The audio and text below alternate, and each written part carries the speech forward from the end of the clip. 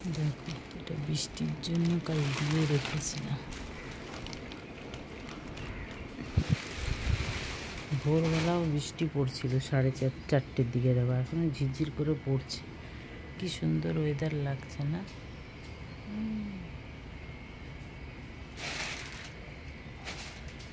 কি অবস্থা রাস্তাঘাটের, সারা রাত বৃষ্টি হয়েছে, আবার ভোরবেলা শুরু হয়েছে, সেগুলোই দেখো জল জমে গেছে।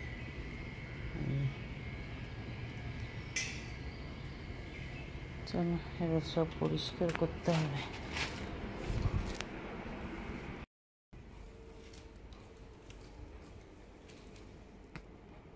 কাল সকাল থেকে এত হাওয়া আছে, সন্ধেবেলা তো আর বলো না, যা ঝড় হয়েছে। ঘরে দেখো যতবার ঝাড় দিচ্ছি বালি, এখনো আরও বেরোবে। দেখো কত জামা কাপড় রেখেছি, 2 ভাই কাচতে হবে। যাক, সকাল থেকে উঠে তো কাজকর্ম করলাম, তোমাদেরকে গুড মর্নিংই বলা হয়নি। তো যাই হোক, সকলকে বলি গুড মর্নিং। তো আশা করছি তোমরা খুব ভালো আর সুস্থ আছো। তো এখন দেখো ঘরটা ঝাড় দিয়েছি, তো ডাস্টিং করতে করতে 1 ঘন্টা মানে আধা ঘন্টার বেশি হয়ে গেল, বুঝলে। আর যাই হোক, এখন জামা কাপড়গুলো ভিজিয়ে এলাম আর ডাস্টিংটা করে ঘরটা ঝাড় দিচ্ছি। তারপরে এবার ওদিকে তো যা নোংরা হয়ে আছে ব্যালকনিতে, পুরো পরিষ্কার করতে। দেখো এখন যেন ঠান্ডা লাগছে, বেলা হোক, রোদ্দুরটা উঠুক, তারপরে সবার মজা বেরোবে গরমে। আর এগুলোতে যা জল জমে গেছে, সব না মুছলে হবে না। দেখো, যেই মাঠে সবাই বল খেলে জল জমে গেছে, কতটা পুকুর হয়ে গেছে পুরো, কি অবস্থা। দেখো বড় মাঠে জল জমে গেছে, পুরো পুকুর হয়ে গেছে, কি অবস্থা। যা বৃষ্টিকাল হলো, সে তো হওয়ারই কথা। জল দিয়ে ধুয়ে দিলাম ভালো করে, একদম যা নোংরা হয়েছিল। দেখো কালকে ল্যাপটপ সব বার করে রেখেছে। ব্যাগটা নিয়ে গেছিলো, ব্যাগটা ভিজে গেছে, যা বৃষ্টি হয়েছে ভেজারই কথা। দেখো আমার কাজ করতে করতে সেই 4:30 উঠেছি, উঠে কাজ করতে করতে আমার এখন বেজে গেল 6টা, বুঝলে। এই জন্য এত ভোরবেলা উঠি, এত কাজ থাকে বলে। সিঁড়িটাও ঝাড় দিতে হয় ডেইলি।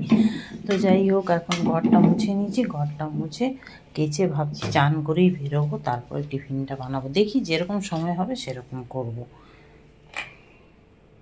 এই দেখো 6:10 হয়েছে, চলো। এখানেই ঘুমিয়ে গেছে, রাত্রে বিছানার চাদরটাও পাতিস নি, এমনি ঘুমিয়ে গেছিস। অন্য চাদর সারাদিন পাতা থাকে, ওই চাদরেই ঘুমিয়েছে। হয়ে গেছে, চান হয়ে গেছে, 7টা বাজেনি এখন। থাক, পরে মেলবো, এখানেই মেলবো, আবার ঝিরিঝিরি বৃষ্টি পড়ছে। চলো এবার ছেলের টিফিনটা বানাতে হবে। আমি একটু মুখে সিঁদুরটা পরে নিই, একদম ক্লিন করে মাখার সময় নেই। চান করে এসে আসল সিঁদুরটা পরতে হয়। হ্যাঁ,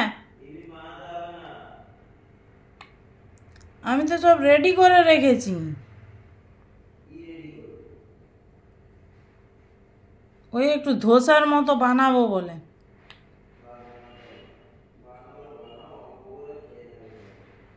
বেরোবি কটায়? দেখেছো, যখন টিফিন বানাবো তখন নেব না। উঠে চিড়েটাকে ভিজালাম, এটা দেশি চিড়ে তো, একটু 1 ঘন্টা আগে ভিজিয়ে দিলাম। নরম চিড়ে হলে সাথে সাথে করা যায়, দেশি চিড়ে তাই ভিজিয়ে রাখলাম। ও এখন নেবে না টিফিন, মানে এক দিন যে ওর কী ব্যায়াম হয় আমি কিছু বুঝতে পারি না। টিফিন নেবে না, থাক এখন কিছু বানাবো না। এটা ভেবেছিলাম একটু ধোসা বানাবো, তো ধোসা আর বানাবো না, থাক। ওই বানিয়ে দেবো, চিড়ের পোলাও বানিয়ে খেয়ে নেবো। ওকে ছাতুটা চলো, লেবু দিয়ে দিলাম, একটু জলে নুন আর চিনি দিয়ে শরবতটা করে দিই। এই নিয়ে যা। ছেলে বেরিয়ে গেল,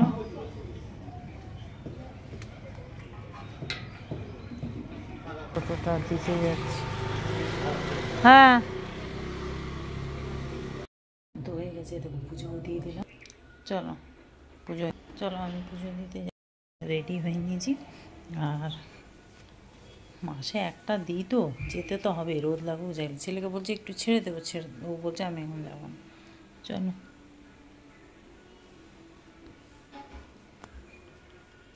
ছাতাটা তো নিতে হবে। ঠাকুরমশাই আসেননি, মন্দির ধোয়া হচ্ছে, সব ধোয়াধুয়ি হচ্ছে।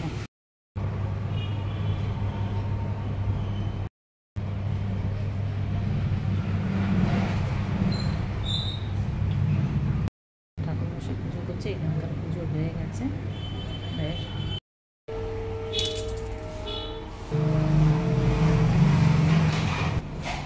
জয় বজরংবলী, টিপ করতে হবে।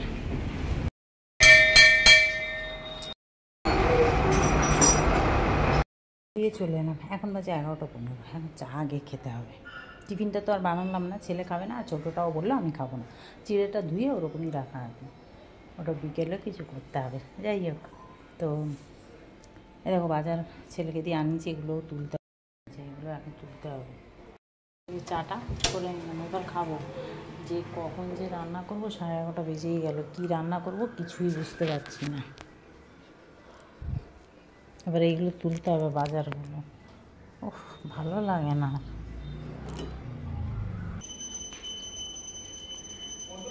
বাজে রান্নাঘরে চলে এসেছি, কী রান্না করবো ভাবতে ভাবতে। লাউ আর আলু, লাউয়ের খোসা আর আলুটা কেটে নিলাম, ভাজি শুকনো লঙ্কা ফোড়ন দিলাম। আর এদিকে দেখো অরহর ডাল একটু বসেছি, নুন আর হলুদ সিদ্ধ করবো।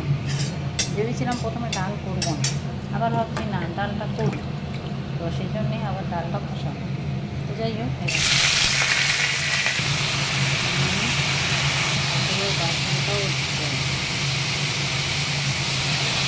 চলে রেখে দিলাম, পরে লিডটা লাগিয়ে দিয়েছি, সিটি হলে বেশ। তখন ডালটা ফোড়ন দেখে ভাত বসাবো, চালটা ধুয়ে রাখলাম। চলো ভাজাটা হয়ে গেছে, ওদিকে ঠাকুর বাসন ধুয়ে এলাম। আর ভাতটাও এবার ফুটবে, ডালটা ফোড়ন দিয়ে লাউয়ের একটা তরকারি করবো। ভাজাটা নামিয়ে দিয়েছি। কার একটা ফোন এসছে, কথাই বলতে পারছে না ঠিক করে। এই যে জানি এত বিরক্ত করে না রং নাম্বারগুলো। জিরে শুকনো লঙ্কা ফোড়ন দিয়ে দিলাম, ডালে দেবো।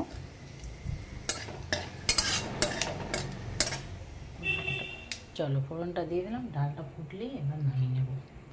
চলো ডালটা হয়ে গেল কমপ্লিট।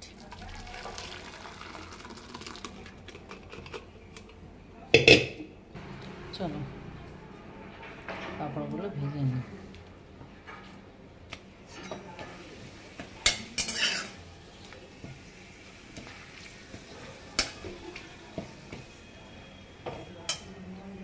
ভাবলাম একটু চাটনি করবো, চাটনিটা সেই আমাকে একাকে খেতে হবে, একটা আমের করলেও সেই থেকেই যাবে, সেই জন্যে আর করলাম না। ছোটো ছেলে খেতে চায় না, বড়টা খায় না, ওর বাবা একটু ভালোবাসে, তাও আবার অতটা না। তাও ও থাকলে করলে কি দুজনে খেয়ে নিলে অতটা গায়ে লাগে। ছেলেগুলো একদম চাটনি খেতে চায় না, কেন জানি না।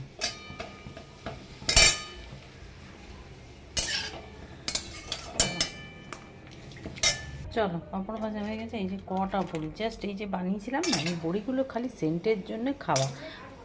আলু আর লাউয়ে দিলে না হেভি লাগে, তো জাস্ট আমি সেন্টের জন্যই দিচ্ছি। চলো এটাকে লাল করে ভালো করে ভেজে নেব। বেরোটা ভেজে তুললাম, শুকনো লঙ্কা জিরে তেজপাতা দিয়ে দিলাম ফোড়ন। চলো ফোড়নটা হয়ে গেছে, দিয়ে দিচ্ছি আলু আর লাউ।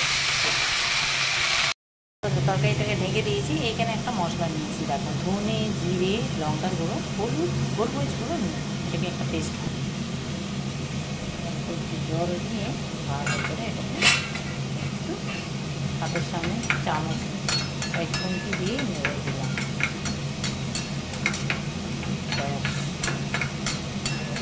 ভিজুক আর ওদিকে ওটাও ভাজা ভাজা হয়ে গেছে। এবারে এই মশলার মধ্যে একটা টমেটো কাটিটা দিয়ে একটু জল দিয়ে দিলাম, দিয়ে এবারে এটাকে কষাবো। চলো ঢেকে ঢেকে কষাবো।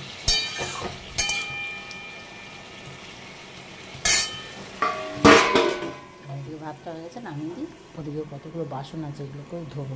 শাড়িটা এখনও ছাড়িনি, বিরক্ত লাগছে, শাড়িটা ছাড়তে হবে। এবারে ভেজে রাখা বড়িগুলো দিয়ে দেবো। বড়িগুলো কাঁটা কাঁটা হলেই ভালো, কারণ হচ্ছে স্মেলটা পুরো চলে আসবে, যেহেতু বড়িটাই মশলা দিয়ে বানিয়েছি। এবারে জল দিয়ে দেবো। মোটামুটি আলু লাউ সব সিদ্ধ হয়ে গেছে, জাস্ট একটু জল দেবো।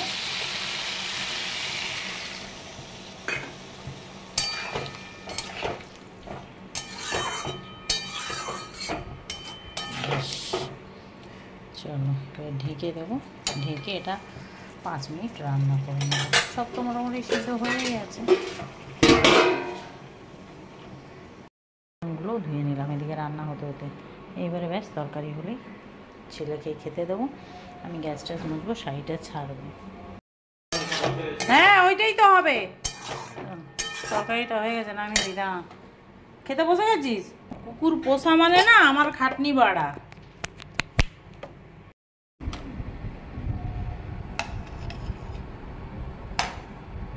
চলো ভাতটা বেড়ে নিন। দেখো এই হচ্ছে আমার খাওয়া, এত বড় মানুষটার এইটুকু খাবার, বুঝলে? আজকে অত সাজাতে গোজাতে পারছি না। জাস্ট এটা কি বলো তো, আলু আর লাউয়ের মাখন ভাজা, ঠিক আছে? আর এই হচ্ছে লাউ দিয়ে আলু বড়ি দিয়ে বেশ ভালো মাখা মাখা একটা তরকারি। সেই আমার হাতের যে মশলা বড়ি বানিয়েছিলাম, তোমাদের সাথে শেয়ার করেছি, সেই বড়ি দিয়েই আজকের তরকারি। এই দেখো নিয়ে নিলাম পাঁপড়। নিরামিষে একটু পাঁপড় না হলে কি হয় বলো? একটু পাঁপড় তো দরকার।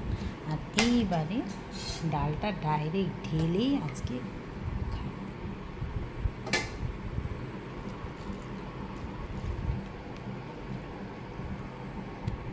সকালে পুজো দিতে গেছিলাম, এসেই সব কাজকর্ম করেছি, শাড়িটা আর খুলিনি। যেহেতু আজকে গরমটা কম না, ওই জন্য শাড়ি খোলার আর সেই এটাও ছিল না।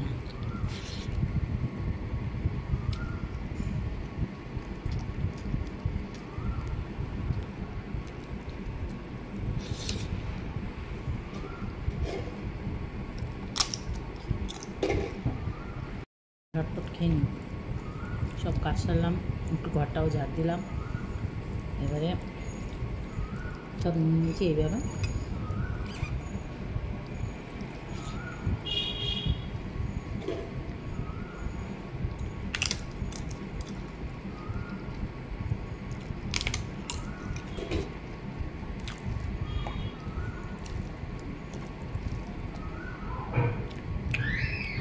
চলো,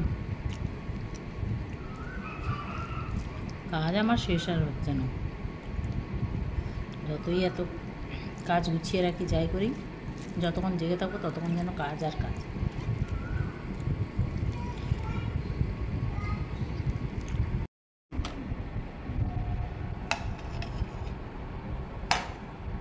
চলো ভাতটা বেড়ে নিন। দেখো এই হচ্ছে আমার খাওয়া, এত বড় মানুষটার এইটুকু খাবার, বুঝলে? আজকে অত সাজাতে গোজাতে পারছি না। জাস্ট এটা কি বলো তো, আলু আর লাউয়ের মাখন ভাজা, ঠিক আছে? আর এই হচ্ছে লাউ দিয়ে আলু বড়ি দিয়ে বেশ ভালো মাখা মাখা একটা তরকারি। সেই আমার হাতের যে মশলা বড়ি বানিয়েছিলাম, তোমাদের সাথে শেয়ার করেছি, সেই বড়ি দিয়ে আজকের তরকারি। এই দেখো নিয়ে নিলাম পাঁপড়। নিরামিষে একটু পাঁপড় না হলে কি হয় বলো? একটু পাঁপড় তো দরকার। আর এইবারে ডালটা ডাইরেক্ট ঢেলেই আজকে খাই।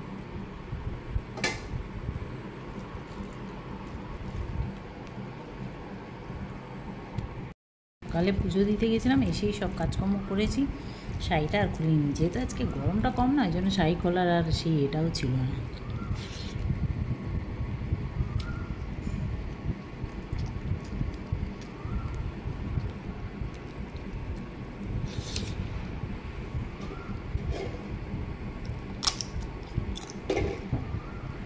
শাড়িটা ছেড়ে গাটা ধুলাম, সন্ধেটাও দিয়ে দিলাম, আর এবারে একটু বসে আছি।